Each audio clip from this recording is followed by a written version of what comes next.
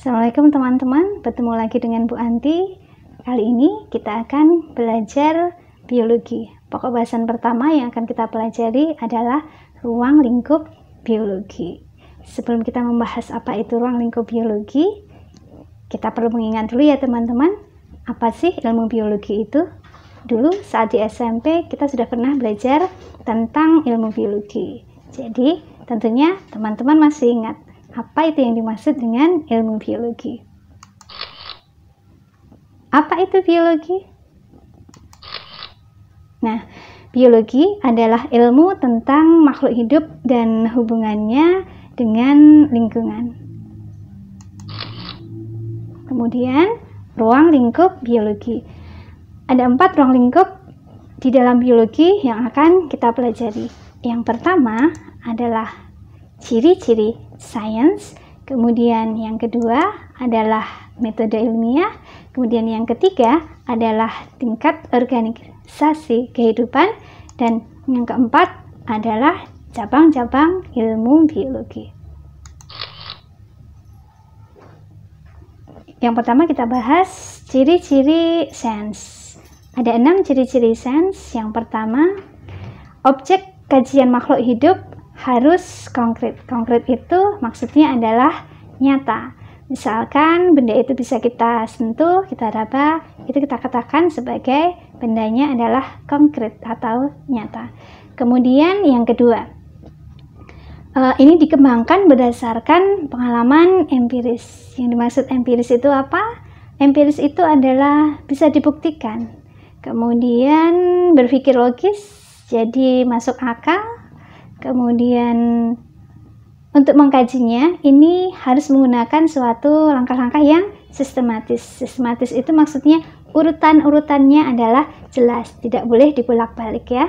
Kemudian yang berikutnya adalah hasil kajiannya harus bersifat objektif, jadi tidak boleh berpihak. Misalkan seperti ini, suatu benda sebetulnya itu warnanya adalah hitam, tapi karena kita suka warna pink, kemudian kita katakan bahwa benda itu adalah berwarna pink. Nah, seperti ini tidak boleh. Itu namanya tidak objektif, karena itu berpihak kepada apa yang kita suka. Yang dimaksud dengan objektif, hasil kajiannya harus tidak ada keterpihakan. Kemudian yang berikutnya, hasil kajian berupa hukum, dan hukum ini harus bersifat universal atau menyeluruh. Kemudian masuk pada metode ilmiah. Apa itu yang dimaksud dengan metode ilmiah? Metode ilmiah adalah suatu cara sistematis yang digunakan para ilmuwan dalam memecahkan masalah atau mencari jawaban atas masalah yang dilakukan di dalam penelitian. Ada beberapa langkah di dalam metode ilmiah ini. Yang pertama adalah harus kita rumuskan terlebih dahulu permasalahannya, merumuskan masalah. Kemudian yang kedua adalah mengumpulkan data dan keterangan. Jadi setelah kita memperoleh suatu masalah, maka kita harus melakukan suatu pengumpulan data. Nah, proses pengumpulan data atau keterangan ini kita katakan sebagai observasi. Kemudian yang ketiga adalah menyusun dugaan sementara atau hipotesis. Jadi sebelum kita melakukan suatu eksperimen, kita mempunyai dugaan sementara terlebih dahulu. Nah, nanti dugaan sementara ini akan kita uji melalui suatu eksperimen. Jadi eksperimen untuk membuktikan suatu hipotesis. Kemudian yang kelima adalah mengumpulkan data dari hasil eksperimen. Kemudian yang keenam adalah mengolah data atau yang kita sebut sebagai menganalisa data. Kita sudah melakukan eksperimen, kemudian kita sudah mempunyai data, kemudian data yang kita peroleh kita lakukan analisa. Kenapa demikian? Kemudian setelah kita menganalisa, yang ketujuh adalah kita mengambil suatu kesimpulan. Setelah kita mendapatkan suatu kesimpulan, baru kita akan melakukan publikasi. Ini adalah langkah yang terakhir dari metode ilmiah. Publikasi bisa kita lakukan dengan menulis jurnal atau mungkin melalui web atau mungkin melalui suatu majalah-majalah. Kemudian tingkat organisasi kehidupan. Yang pertama adalah molekul. Tingkat organisasi ini adalah yang paling kecil ya, yang terkecil. Kemudian setelah molekul, tingkat yang di atasnya adalah organel. Karena organel ini tersusun dari molekul-molekul DNA sebagai contohnya. Kemudian organel-organel atau bagian-bagian ini akan membentuk suatu sel. Setelah sel-sel ini bergabung, maka akan membentuk suatu jaringan. Jaringan-jaringan akan bergabung membentuk suatu organ. Organ-organ bergabung membentuk sistem organ.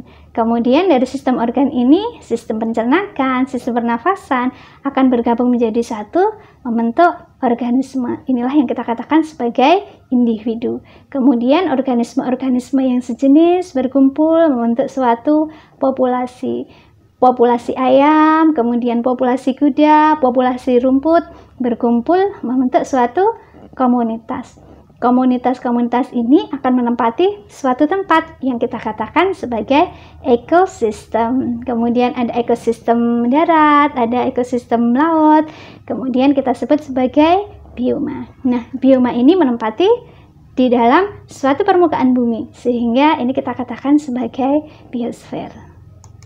Nah, untuk ilustrasinya seperti ini ya teman-teman, dari atom paling kecil, kemudian molekul, kemudian membentuk suatu organel sel, kemudian organel sel ini bergabung membentuk sel. Sel-sel bergabung membentuk tisu itu adalah jaringan, kemudian organ, sistem organ, organisme atau individu, kemudian bergabung menjadi populasi, kemudian menempati suatu tempat, yaitu kita sebut sebagai ekosistem. Kemudian ekosistem ini yang berbeda berada di suatu tempat, kita namakan sebagai bioma.